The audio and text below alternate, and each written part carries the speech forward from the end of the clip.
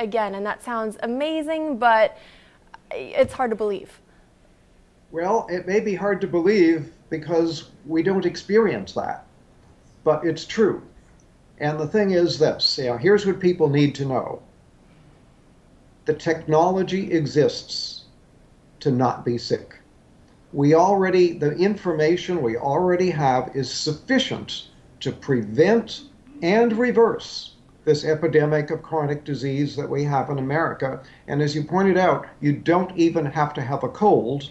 And I can tell you that I have had, in the past 26 years, I've had one cold, and I have a very good excuse for that one cold. So I'm 75 years old. I'm in perfect health.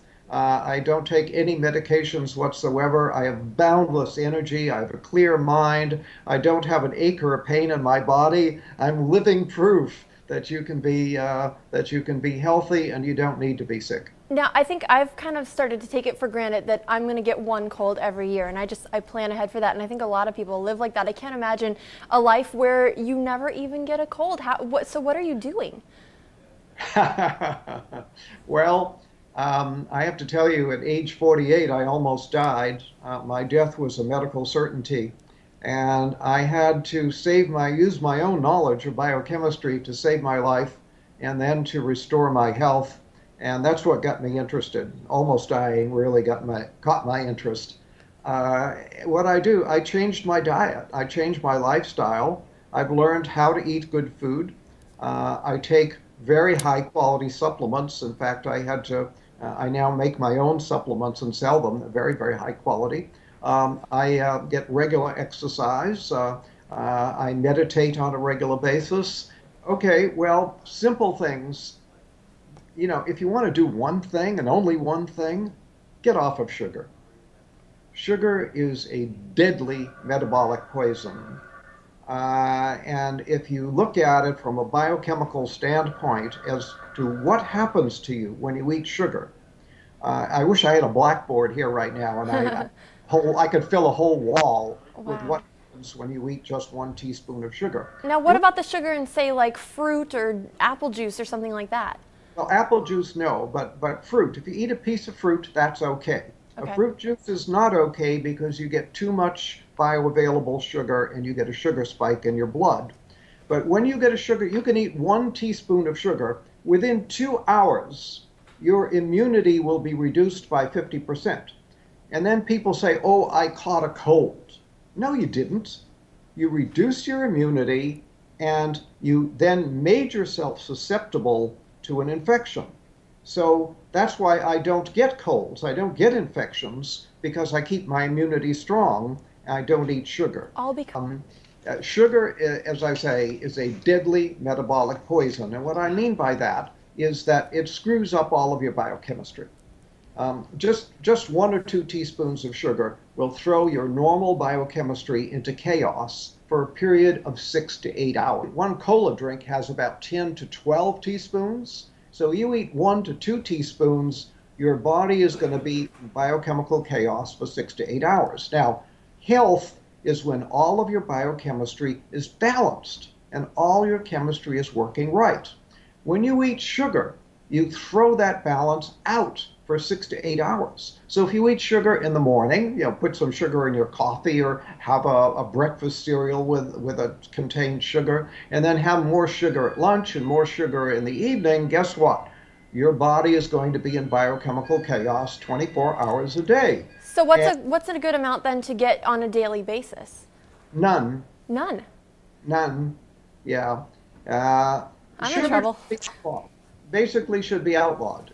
We should not, and here we allow children, we don't allow children to smoke cigarettes. We don't allow children to drink alcohol, but we allow them to buy sugar and eat sugar. Sugar is far more dangerous than alcohol or cigarettes. Sugar causes every imaginable disease. For example, Alzheimer's. Sugar is the leading cause of Alzheimer's. Sugar is a major cause of cancer, a major cause of heart disease, a major cause of diabetes. This is, it's a major cause of colds and flu. Sugar is a deadly metabolic poison. Get off of it.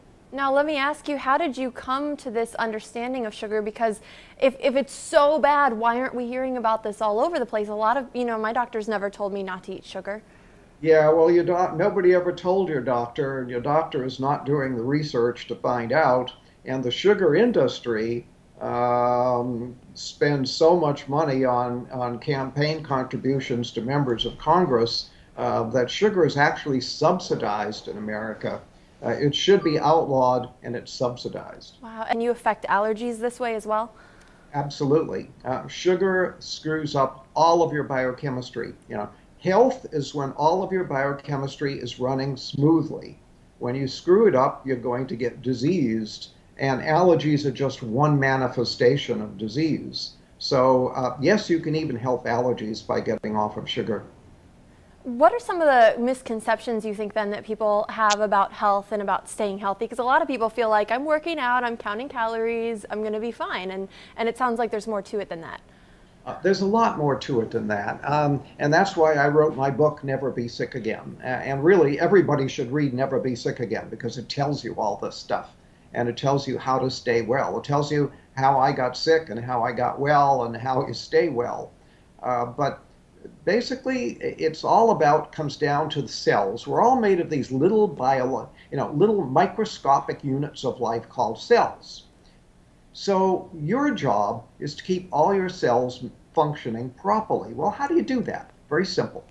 You give the cells all the nutrition they need on a daily basis, and they have a grocery list of what they need. So give them what they need on a daily basis and keep them free of toxins that can interfere with the normal function of the cell. And then the cells will function normally, and then you can't be sick. So you see, you can live a disease-free life simply by keeping your cells functioning normally. Absolutely. So you also wrote a book entirely about cancer. But everyone's, there's always like a race for the cure and fight for the cure, and that's what we're trying to find. So what do you mean we can cure it? Yeah, well, all the research has been mostly wasted because it doesn't really get at how to cure cancer. Most of the research dollars go to how to measure cancer and how to treat cancer, but not how to cure it or how to prevent it. Well, we talked about, in the first segment about cells, how about the body is made of these little microscopic units of cells. You cannot be sick unless cells malfunction. Well, when cells malfunction in a certain way, we get what we call cancer. Well, what is that certain way? That certain way is that the cell is no longer metabolizing oxygen properly. So there is a deficiency of oxygen metabolism in the cell. When that happens, the cell turns into a cancer cell. So your job is to make sure that all of your cells are getting adequate amounts of oxygen and processing that oxygen properly. And then if you have cancer, you have to again make sure that the cells are getting and processing oxygen, and then the cancer simply goes away and disappears. I mean, we have people who read my books with stage 4 cancer. So how do you make sure that your cells are getting enough oxygen? Because well, one thing you can do is to stop eating sugar. In fact, you have to stop eating sugar, especially if you have cancer. Cancer cells eat only one food, and that's sugar. Really? So, oh, yeah. Oh, and I had they no eat idea. a tremendous amount of sugar. So if you eat sugar, you're feeding the cancer. So if you have cancer, you have to be off of all sugar. And if you want to prevent cancer, be off of all sugar. Sugar causes cancer in many different ways. For example, we talked about the fact that sugar lowers your immunity, damages your immunity. Well, your immune system is your #1 defense against cancer. So if every day you're constantly lowering your immunity because you're eating sugar, you're going to make yourself more susceptible to cancer. Then if you do have a cancer cell in your body, the cancer cell needs a lot of sugar. So if you're eating a lot of sugar, you're feeding the cancer cell, helping it to grow.